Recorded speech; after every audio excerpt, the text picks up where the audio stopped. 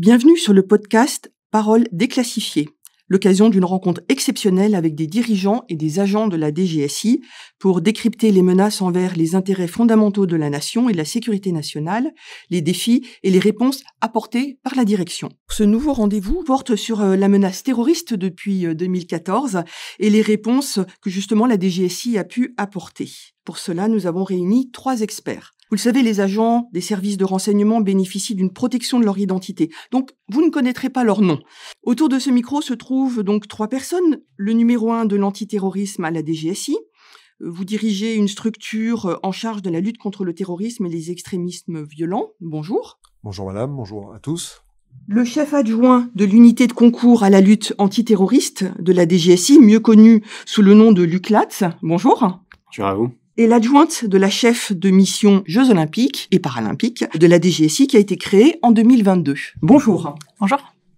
Avant de rentrer dans le vif du sujet et de dresser une rétrospective et un panorama de la menace terroriste, pourriez-vous peut-être nous préciser déjà quelle est la définition du terrorisme? On entend beaucoup de choses. Qu'est-ce qui rentre dans votre champ d'action lorsqu'on parle de lutte antiterroriste? Bien, la définition des faits de terrorisme est prévue précisément par le code pénal depuis de très nombreuses années. Donc c'est un ensemble d'infractions qui sont limitativement définies par ce code et qui constituent donc des actes de terrorisme lorsqu'ils sont intentionnellement en relation avec une entreprise qui peut être individuelle ou collective, qui a pour but de troubler gravement l'ordre public par l'intimidation ou la terreur. C'est une incrimination à laquelle la justice française a recours depuis de très nombreuses années. En ce qui concerne la DGSI, la mission de lutte contre le terrorisme a une vocation préventive et répressive.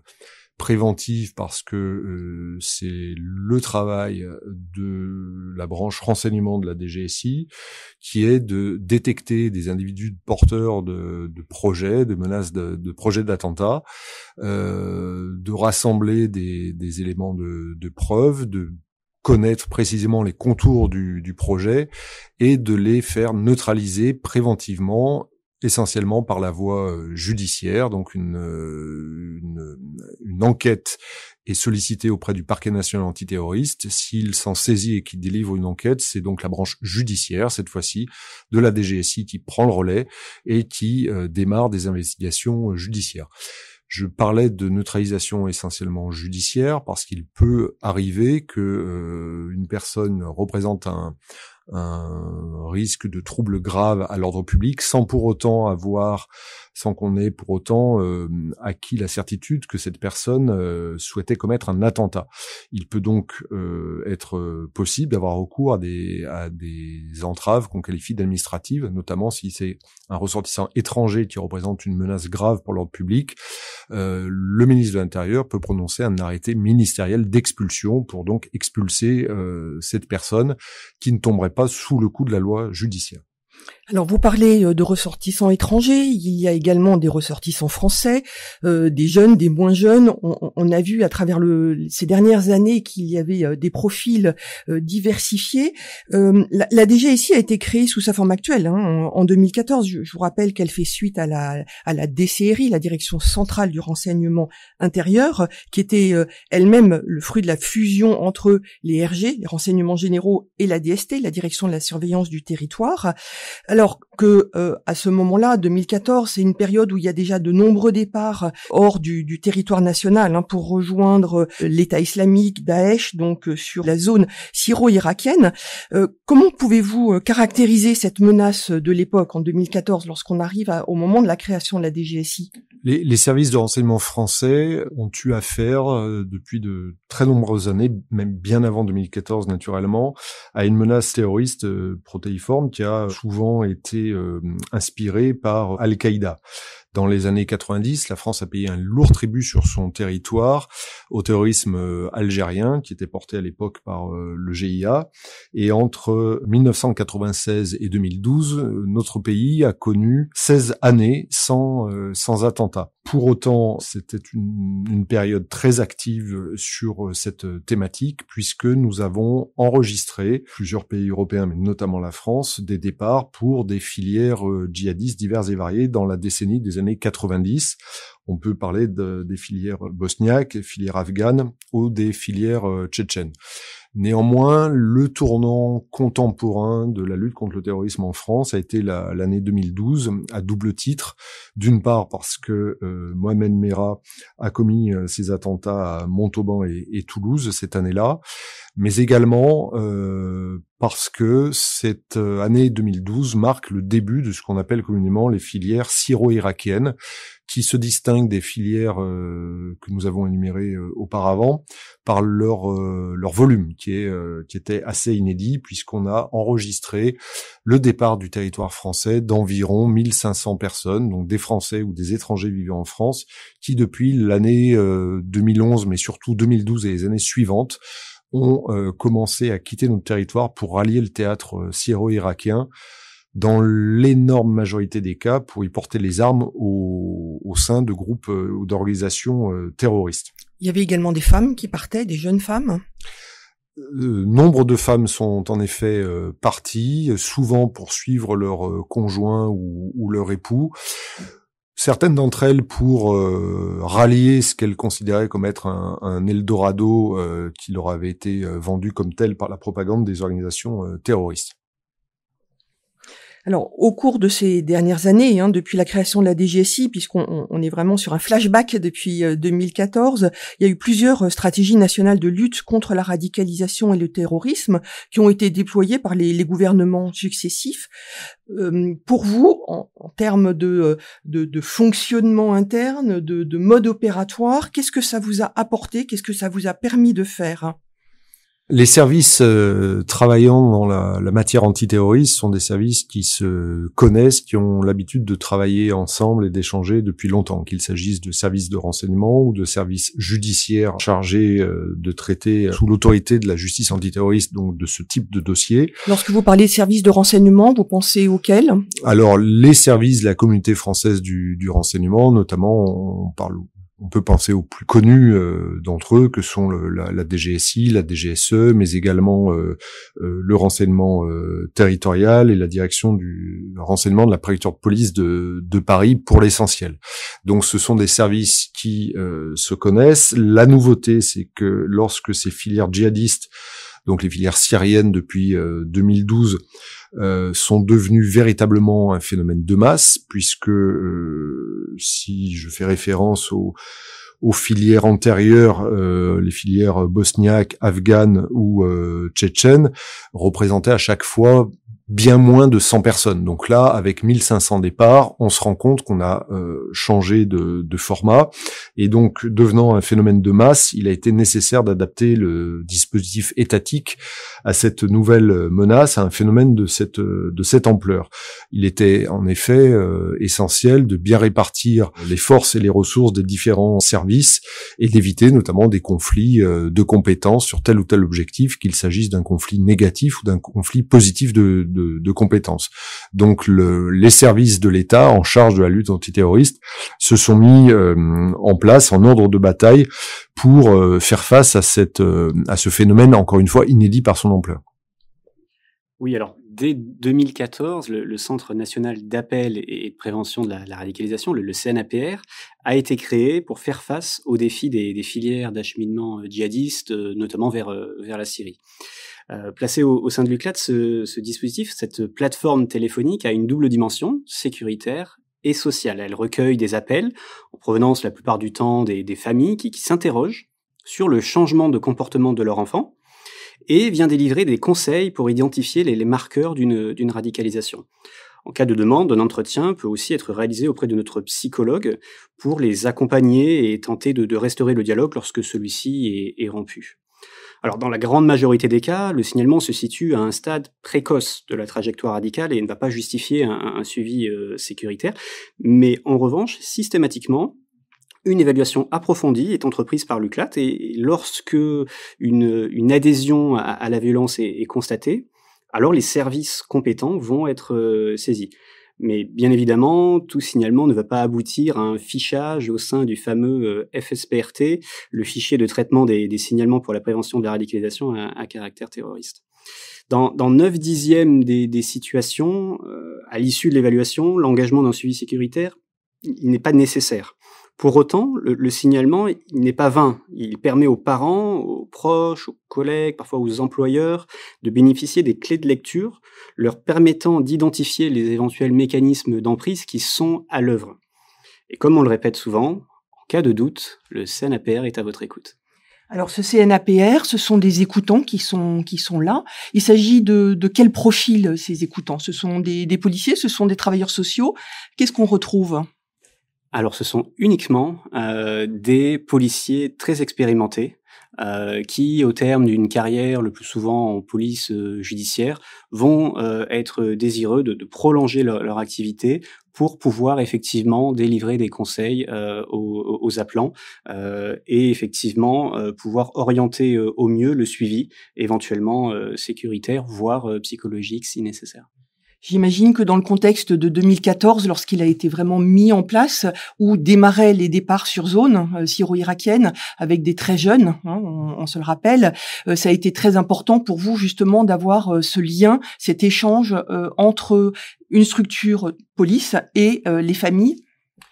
C'est un dispositif qui est aujourd'hui vraiment éprouvé et qui est précieux, qui a très vite démontré toute son utilité, puisque effectivement, à travers ces signalements, on est arrivé à entraver des départs sur zone ou à faire en sorte que des situations préoccupantes puissent être prises en compte par les services de sécurité.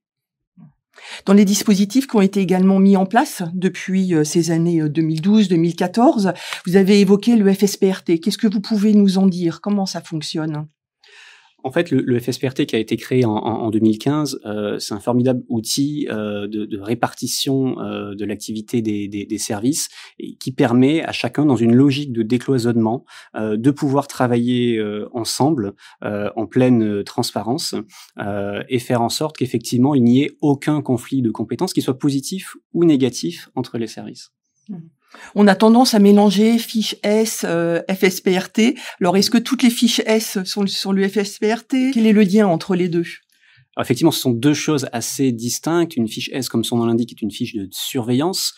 Les individus qui sont fichés S peuvent éventuellement être au FSPRT, mais le FSPRT, ce n'est pas un outil en soi d'enquête, mais les personnes qui sont inscrites au FSPRT, en revanche, font l'objet d'un véritable suivi. Parfois en simple évaluation, et si l'évaluation ne donne rien, la fiche sera clôturée. En revanche, si le suivi sécuritaire est pertinent, effectivement, la personne est inscrite au sein du fichier, et lorsqu'elle est inscrite, il y a un véritable suivi actif de la part des services de sécurité. Qui se fait en lien avec les départements? Comment ça se passe? C'est uniquement au niveau national? Alors c'est un fichier qui est administré par l'UCLAT, c'est un fichier national, mais effectivement tous les services, y compris locaux, y ont accès, et notamment les préfectures, parce que vous savez, au plan local, au plan départemental, ce sont les préfets qui coordonnent l'activité des services de sécurité, et notamment dans le cadre d'une enceinte qui a été créée à la même époque, en 2015, le groupe d'évaluation départementale qui réunit désormais chaque semaine non seulement tous les services de renseignement, mais également les administrations compétentes qui peuvent avoir besoin de connaître de l'activité des services sur des situations particulières. Ça peut être éventuellement l'éducation nationale notamment. Il n'y a plus l'attractivité de l'État islamique depuis 2020 à peu près. Donc sur cette période 2020-2024, est-ce que c'est encore quelque chose qui a évolué pour vous, cette menace? Alors la menace terroriste émanant de la zone syro-irakienne est toujours pérenne et avec une certaine acuité, parce que nous avons encore des djihadistes en zone syro-irakienne, voire en Turquie, qui ont trouvé refuge et dont l'objectif est de commettre des attentats à l'encontre notamment de l'Occident général, mais notamment de la France. Donc c'est un point de vigilance majeur, mais la menace en effet a évolué dans la mesure où on enregistre plutôt depuis de fait la défaite militaire de l'État islamique, le développement d'une menace endogène propre à la France, donc émanant d'individus qui vivent sur notre territoire. En effet, l'État islamique a jadis, en période de son ascension militaire, a mis en place des outils, des organes de propagande excessivement efficaces qui ont réalisé donc des supports divers et variés, des supports, des magazines, mais aussi des tutoriels sur Internet, donc facilement accessible. Très facilement accessible, qui appelait dans un premier temps à rejoindre le djihad en Syrie ou en Irak, et puis lorsque la coalition s'est mise en place et a commencé à lutter activement contre l'État islamique, cette organisation terroriste a considéré qu'il valait mieux que ses affidés portent la menace sur le territoire là où ils se trouvaient, c'est-à-dire en France, pour ce qui nous concerne, et ne cherche plus à rallier la zone syro-irakienne. Donc cette menace s'est trouvée un peu transformée, et nombre des 1500 Français ont été soit capturés, sont revenus en France et ont été présentés à la justice, parce que tous ont été l'objet de judiciarisation. Même les femmes ? Y compris les femmes, parce qu'il serait une erreur que de penser qu'elles constituent systématiquement des victimes. En tout cas, des investigations judiciaires ont été exercées à leur encontre. Et d'autres individus partis de France ont trouvé la mort sur place dans les combats, ont été capturés ou sont toujours à l'heure actuelle portés disparus. Tant et si bien que si l'on met de côté ce contingent de 1500 personnes dont je faisais état tout à l'heure, qui ont quitté notre sol, il reste sur notre territoire évidemment des personnes qui sont pro-djihadistes et qui représentent une menace, mais dont le profil de ces personnes a changé peu à peu, puisqu'on a affaire à des gens le plus souvent très jeunes et très souvent isolés. Quand on regarde les dernières attaques avec un marteau, par exemple, ça interroge sur les profils psychologiques des individus. Comment appréhendez-vous ce sujet à l'UCLAT ? Est-ce que c'est quelque chose dont vous vous êtes spécialement emparé ? Est-ce que vous avez des échanges avec le corps médical ? Comment ça se passe ? Oui, tout à fait. Nous avons désormais des échanges institués avec le ministère de la Santé, mais également avec des représentants de la psychiatrie. Si vous voulez, à compter de l'année 2020, le besoin s'est fait sentir d'optimiser cette coopération avec les acteurs médicaux face à une menace, on l'a dit, qui a changé, qui a évolué, portée par une mouvance endogène avec des acteurs le plus souvent isolés, parfois instables, parfois en autonomisation complète sur le plan idéologique, sur le plan opérationnel, et de la difficulté pour les services d'arriver à déterminer si les individus qui sont suivis sont réellement radicalisés, s'ils ont éventuellement des troubles de nature psychologique ou psychiatrique. Et cette coopération qui a donc été renforcée à compter de 2020, qui se poursuit de manière très fructueuse aujourd'hui, elle se traduit par des rencontres régulière, et elle a surtout abouti à la création au sein de l'UCLAT d'un dispositif innovant, à savoir une cellule nationale d'analyse psychopathologique. Donc là, on est dans une approche pluridisciplinaire, et notre cellule est composée de médecins psychiatres qui viennent éclairer les enquêteurs de tous les services antiterroristes sur le profil psychopathologique des personnes qui suivent au titre de la prévention du terrorisme.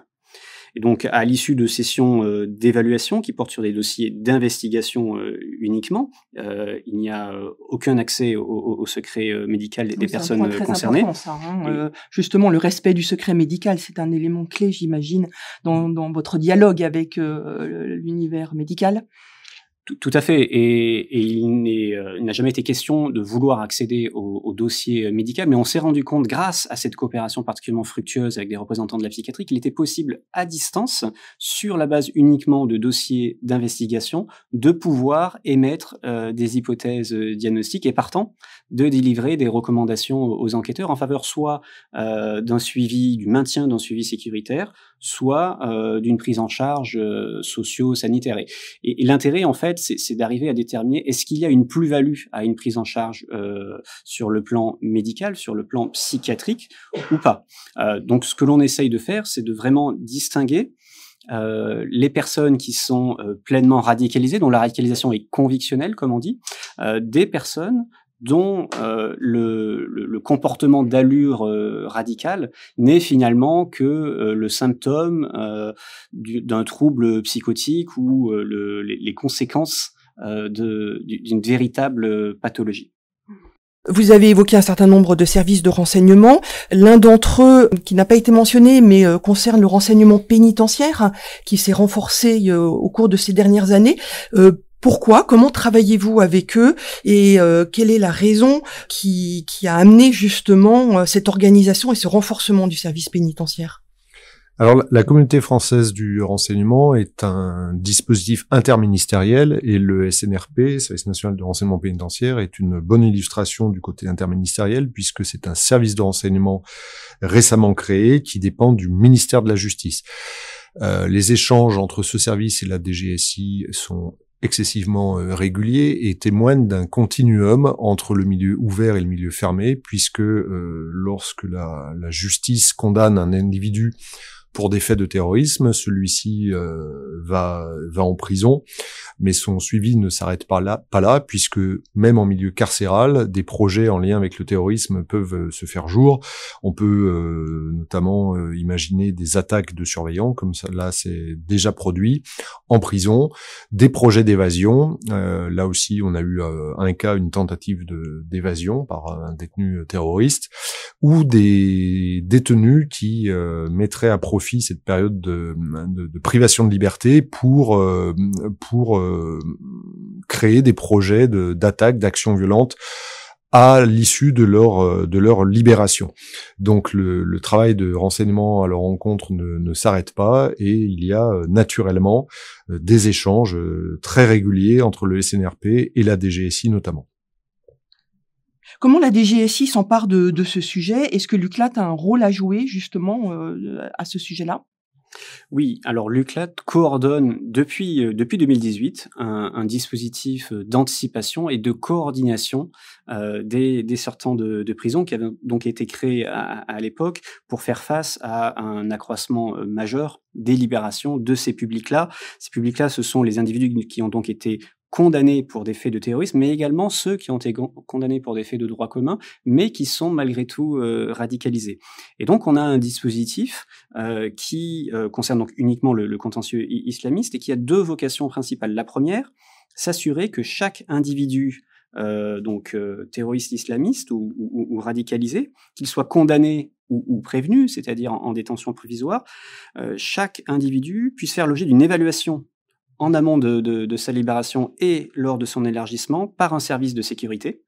Évaluation qui a pour but de déterminer la persistance de l'engagement idéologique. Et la deuxième vocation, c'est de garantir la délivrance d'une mesure de police, une mesure de police administrative, ou d'une mesure judiciaire, lorsque les conditions évidemment juridiques sont réunies, pour rendre possible cette évaluation. Et donc chaque mois, tous les services et administrations compétents sont réunis dans les locaux de l'UCLAT pour étudier en détail ces profils et décider collectivement du suivi qui s'impose. Alors vous savez, depuis 2018, on a bientôt quasiment 500 personnes condamnées donc pour des faits de terrorisme qui sont sorties de manière effective de prison.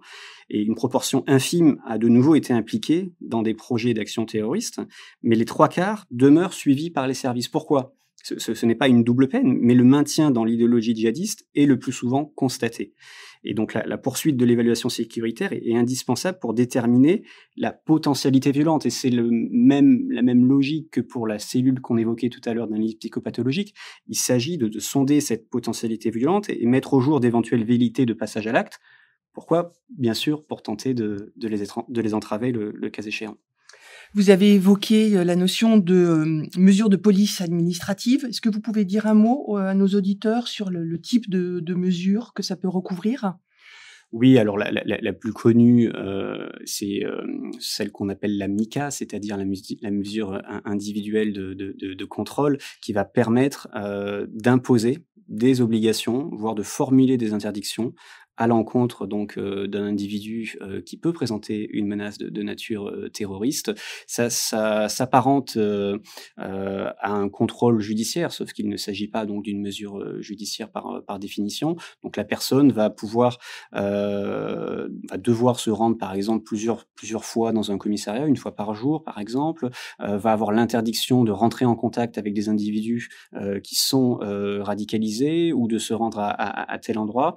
Donc ça peut effectivement être relativement contraignant, mais ça permet justement d'arriver à mesurer davantage quelle est l'imprégnation idéologique de l'individu en observant son quotidien et en observant son éventuelle réinsertion. Alors, on a évoqué la question de la menace terroriste, principalement axée autour du risque djihadiste, mais on a aussi d'autres types de menaces terroristes. Notamment, on observe la montée en puissance des mouvements dits ultra. Comment percevez-vous cette menace? Qu'est-ce qu'elle recouvre, en fait, cette notion d'ultra? Alors c'est une menace d'un ordre radicalement différent, avec des sources idéologiques naturellement totalement autres, d'un autre ordre, et c'est aussi différent en termes d'échelle, en termes d'ampleur, puisqu'on n'a pas du tout affaire au même contentieux, mais au même nombre d'individus qui sont dans ces mouvances-là. Mais c'est une menace d'une certaine acuité. On peut parler de l'ultra-droite ou de l'ultra-gauche, puisque ce sont de ces mouvances dont il est question. Ce sont des thématiques, des mouvances qui menacent le ciment social, l'unité nationale, en ce qu'elles visent à opposer entre eux des personnes qui vivent en France, qu'ils soient compatriotes ou étrangers. Et j'observe que c'est une tendance également qui touche nos voisins européens et les pays occidentaux en général. Donc, à côté de la lutte contre le djihadisme, le terrorisme d'inspiration djihadiste, la DGSI lutte en renseignement comme en judiciaire contre les mouvances ultra, qu'il s'agisse d'ultra-droite, dont on peut rappeler qu'une douzaine de projets d'attentats ont été déjoués depuis 2017, ou l'ultra-gauche, dont un cas a été dernièrement jugé donc pour des faits de terrorisme. J'observe aussi, mais là ce n'est pas dans le spectre de la DGSI, que ces manifestations plurielles d'ultra-droite et d'ultra-gauche sont un enjeu, avant que d'être un enjeu de terrorisme, un enjeu d'ordre public. La DGSI n'a pas en charge directement ce contentieux, puisque en l'occurrence c'est la Direction nationale du renseignement territorial qui est chef de file sur ces matières, mais là aussi des échanges très fluides entre nos deux services ont lieu quotidiennement. Est-ce qu'on peut mettre dans cette même catégorie le terrorisme dit écologique, où il y a eu beaucoup d'appellations autour de ça? Est-ce que ça relève aussi du renseignement territorial et plutôt de la sécurité publique, ou est-ce que ça relève du terrorisme? Alors, stricto sensu, au sens du code pénal, nous n'avons pas eu à connaître de faits de terrorisme écologiste ou écologique, mais plutôt des dégradations en réunion, dégradations de biens publics, de biens privés, d'une grande ampleur, qui ont des coûts financiers importants, mais qui ne revêtent pas, qui ne peuvent pas en l'état revêtir de qualification terroriste pour le moment. Alors, dans quelques mois vont débuter les Jeux Olympiques et Paralympiques. C'est un contexte qui est très particulier, évidemment, où la France sera sous les projecteurs. Est-ce que ça vous amène à élargir votre analyse des risques qui pèsent sur cet événement? Comment vous organisez-vous autour de la protection de cet événement, sur l'angle de la DGSI? Alors, en effet, compte tenu de la couverture médiatique de cet événement sportif, la Coupe du monde de football et le Tour de France est l'un des 3 événements majeurs, du nombre très élevé de spectateurs, de téléspectateurs, toute action spectaculaire défendant une cause quelconque qui serait commise pendant les JO aura un retentissement considérable. Alors, on peut penser naturellement à des faits de terrorisme, à des attaques terroristes, mais également à des défenses de causes diverses et variées, notamment la cause animaliste, par exemple, qui relève, je le répète, d'ordre public. Cela nous conduit à envisager avec l'ensemble de nos partenaires, services de police, services de renseignement, services de gendarmerie et d'autres partenaires étatiques, plus l'organisation des Jeux, naturellement, à envisager différents cas, différents scénarios, des risques potentiels, y compris des risques auxquels nous n'avons pas encore été confrontés. On essaie de passer en revue l'ensemble des menaces qui peuvent peser sur notre pays pendant le déroulement des Jeux. Et les services en charge de la sécurité de cet événement envisagent donc, se préparent en conséquence pour faire face à tous ces risques. Alors, on part d'un dispositif existant qui est déjà éprouvé, qui va se combiner en outre un dispositif tout à fait spécifique qui sera mis en place pour les Jeux Olympiques et Paralympiques, dont vous comprendrez que je ne peux pas donner de détails aujourd'hui. Bien sûr. Sans dévoiler quoi que ce soit, le travail de coopération avec les différents pays partenaires est amplifié pendant cette période-là ? Alors c'est à l'évidence en effet un des gages de la réussite, c'est la fluidité, la rapidité de transmission d'informations au sein de ce qu'on appelle la communauté française du renseignement que j'ai déjà mentionné, mais aussi avec certains partenaires internationaux qui pourraient avoir une information sur un individu porteur d'une menace et donc dont il conviendrait que nous soyons informés rapidement pour prendre les mesures idoines. Notamment, on peut imaginer qu'un service qui nous signalerait quelqu'un porteur d'un projet d'attentat qui a pour ambition de venir en France en juin 2024, on prenne des mesures d'interdiction d'entrée du territoire à son encontre afin que cette personne ne puisse pas pénétrer sur le sol français. C'est une façon d'entraver les menaces. Mais là encore, je le rappelle, la reine des neutralisations, c'est la neutralisation judiciaire dans le cadre d'investigations sous l'autorité du parquet antiterroriste. La DGSI a mis en place, on le disait tout à l'heure, une mission qui est dédiée aux Jeux Olympiques et Paralympiques. Est-ce que vous pouvez nous expliquer quel est son objectif et comment elle s'articule avec les autres acteurs de sécurité et du renseignement ? Parce qu'on entend beaucoup de choses sur la sécurisation des Jeux. Donc comment ça se passe ? Quels sont justement ces différents acteurs et comment vous vous situez par rapport à eux ? En effet, il n'aura échappé à personne que l'organisation des Jeux Olympiques et Paralympiques est un vrai défi pour notre pays. Il s'agit en effet pour la France d'accueillir le plus grand événement planétaire.